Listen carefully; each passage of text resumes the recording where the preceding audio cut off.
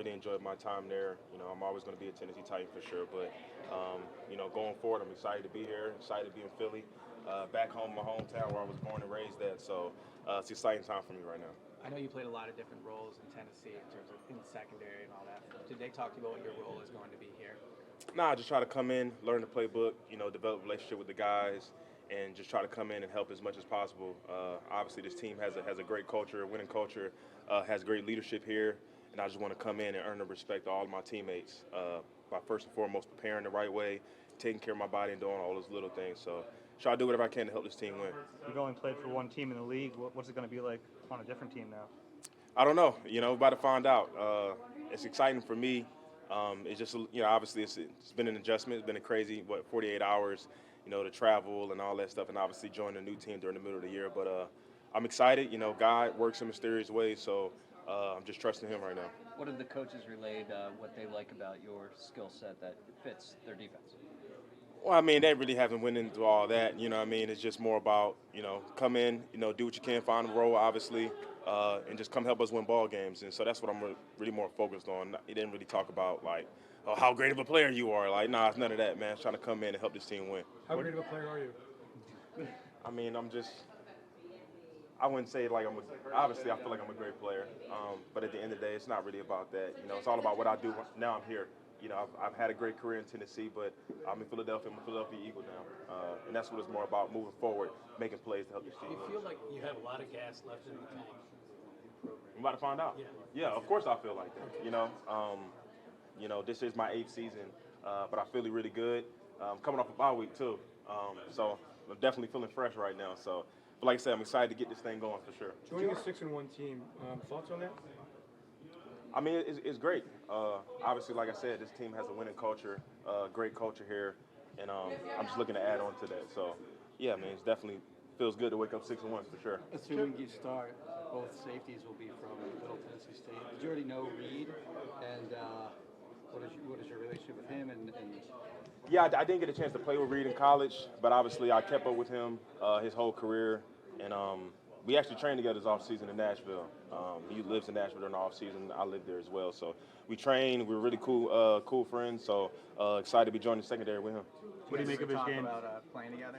Say it again. Did you guys ever talk about playing together when you were? No, I mean, not really. I mean, these things kind of happen pretty fast. Didn't really even think that it was going to be a possibility. But it's definitely cool to play with him now, though.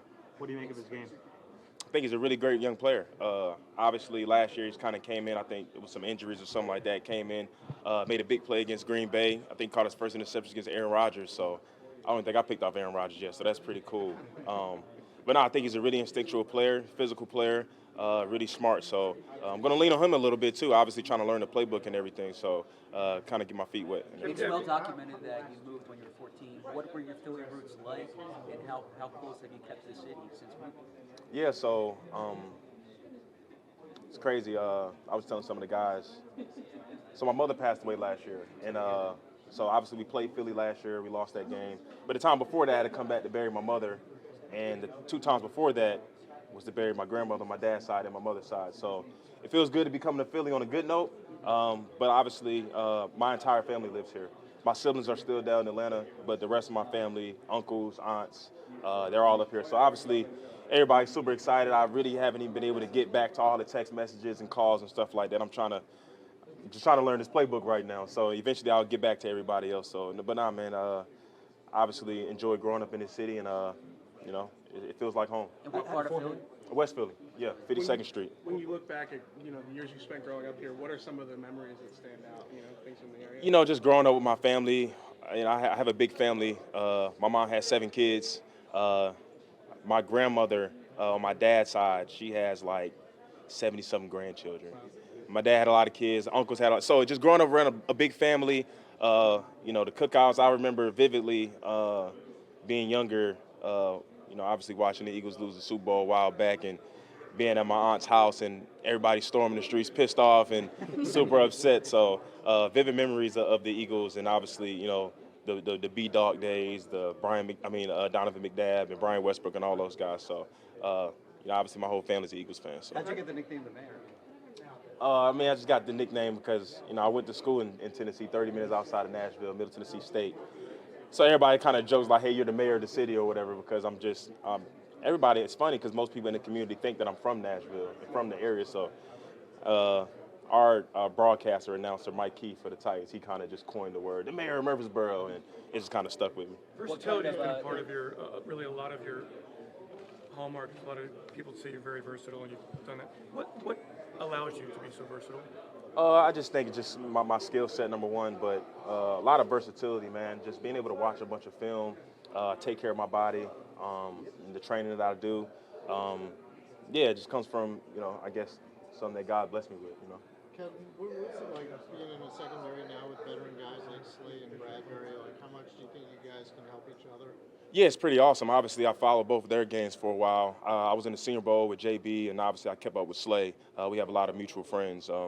But it's always good to be in the veteran secondary because it's going to be easy for me as far as just the adjustment of learning new defense, kind of leaning on them, kind of seeing what they like to do here and there. The communication is going to be critical, so that's probably the biggest thing that I'm trying to catch up on is communicating with those guys and seeing what they like to do. What kind of influence was Dawkins on your playing style? Huge influence. I've said this multiple times. Brian Dawkins is one of the top safeties I looked up to growing up. Him, Ed Reed, and Trey Polamalu. So big influence on me. I used to, when I first started playing safety in high school, one of the first things I did was go on YouTube and look at this Weapon X video. And it was like a hype video, and I was going back and forth every single game I played. I looked at that. So obviously admire his intensity and the way he played the game. How tough was that previous, how tough was it this season, with the Titans not being successful? And how tough was it for you to go through that? And seeing that you're now in this situation now, you feel any extra pressure or is it relief? Nah, I don't. No pressure, no relief. Obviously, the way everything went down, kind of getting traded. Obviously, it's a business, and we're in the production business and the winning business. So those things happen.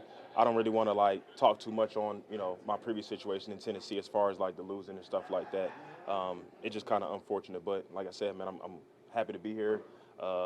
And excited to be here for sure. Since you have such a history here, how much are you looking forward to playing in front of the fan base on a regular basis? Oh, I'm super excited. Every time I've come here and played, obviously the crowd is electric. Seen some fights in the stands as well.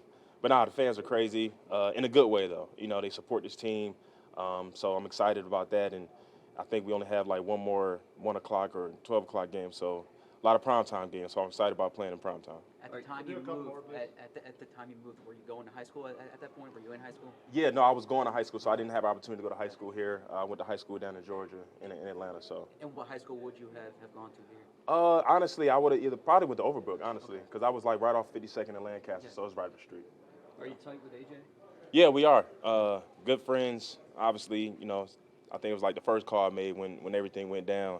Obviously, other than, talking to my wife and everything. But I called AJ, and we kind of talked about it. So excited to come play with him. He's been a dog ever since he's been in this league. And, I was even excited when he got traded to the Eagles. So we've always kept up with each other. So. All right, the trade for Kevin Byard for someone like yourself that is new to the NFL, what does that do for you in this position group? Yeah, I think it's a great move. I'm excited to have him in a room, especially him being an 8-year vet and everything that he's done in the past. I think if you search up some of the top safeties in the game, he's a name that comes up a lot. So, I'm blessed to be in the position I am and have a vet like that come in the room. Obviously, with the partnership with Blankenship, I think they're going to do a great job on the back end. So I know you were adamant that you wanted to get back on the field last week. How did you feel, and did you feel like you contributed in a big way?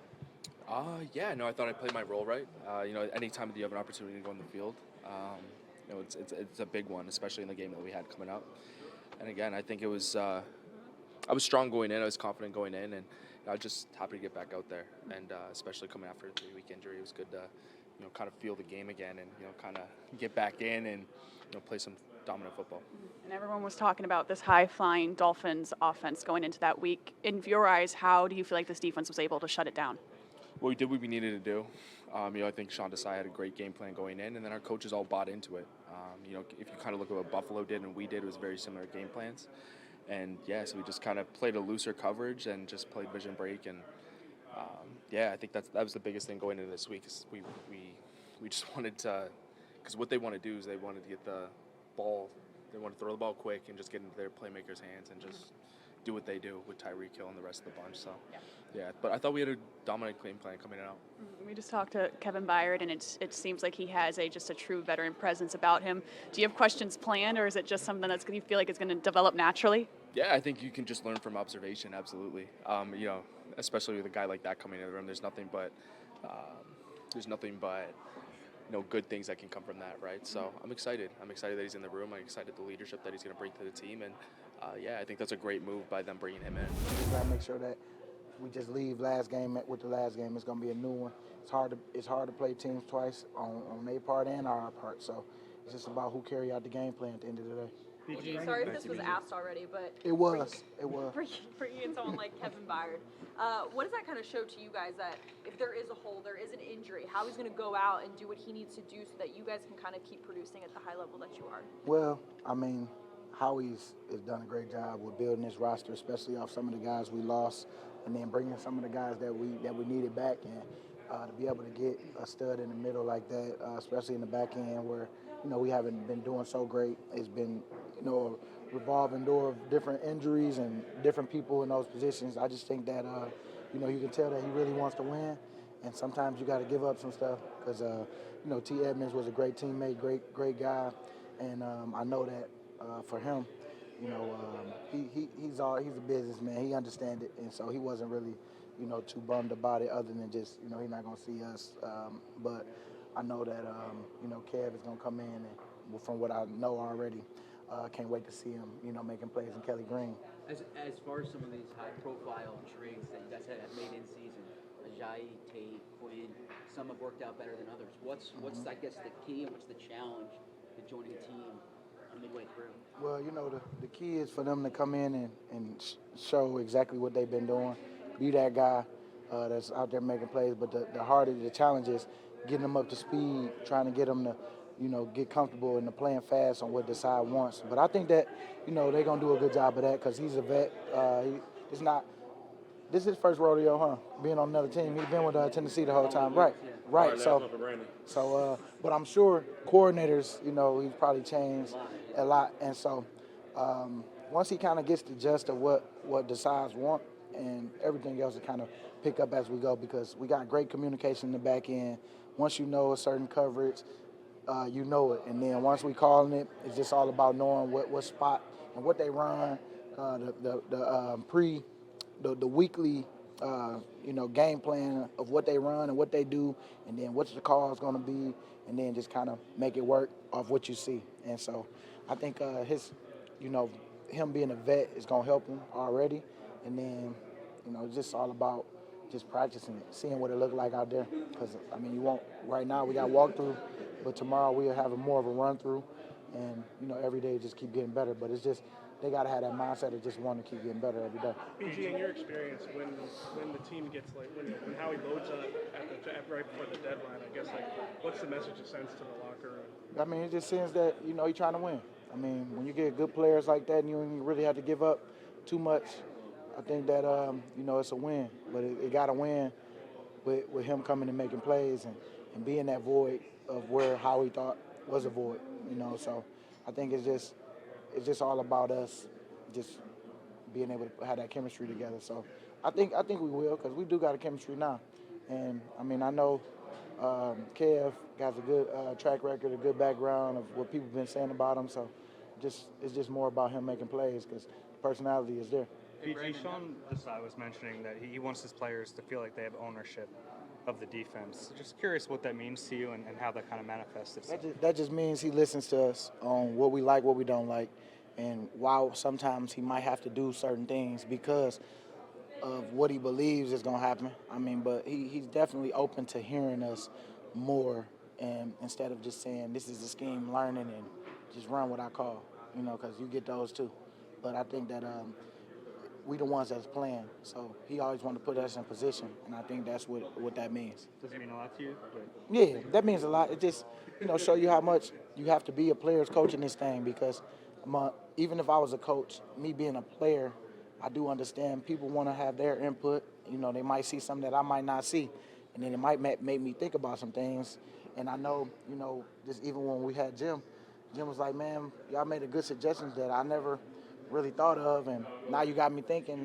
We switched some stuff that he been doing for years, and he finally was able to see something that he probably didn't know was there until somebody said something. So we all can learn from each other. I love just when people are talking about different things as far as being able to, suggest certain things, that just means it means something to them, because some people just won't say nothing and just kind of let it go because this your defense. But I think that with Desai opening that door to let people know that everything is run through you guys and want to put you in the best position. I think he just knows his personnel and knows that he got a veteran group of guys. Like, he trusted me and Fletch. He always asking about different things. And, I try to give him the best honest answer that I can, but I tell him to stick with what you know too. Just take it in, but you got to make that decision at the end of the day.